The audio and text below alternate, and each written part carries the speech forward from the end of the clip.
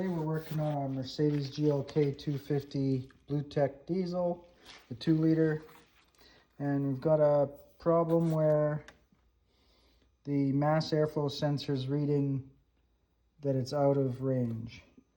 We tested with a new mass airflow sensor and it's doing the exact same thing, so it's not the sensor itself.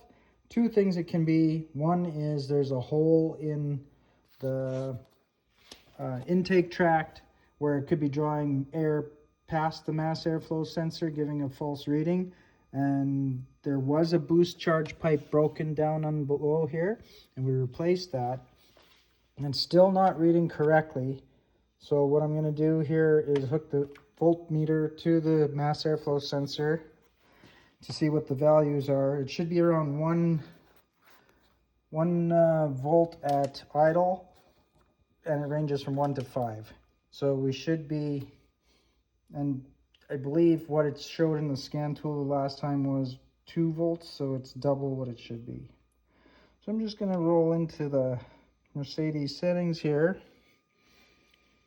I'll get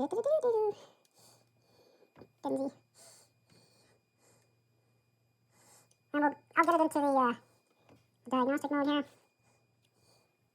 And we'll be back. Deluxe here. We're continuing with the little Mercedes 250 diesel. So I did the wiring check, and the wiring actually was good from the sensor back to the ECM. Checked it properly. It's no shorts. Everything's good. And the stray voltage was actually coming from inside the ECM itself. So the circuit in the ECM is crossed. So I called up my guys in the States that do ECM repairs for us, and we shipped it off. And when it comes back, I'll pop it back in and show you the results. And then this little guy will be all deleted, cleaned up, and ready to go and give many years of good service.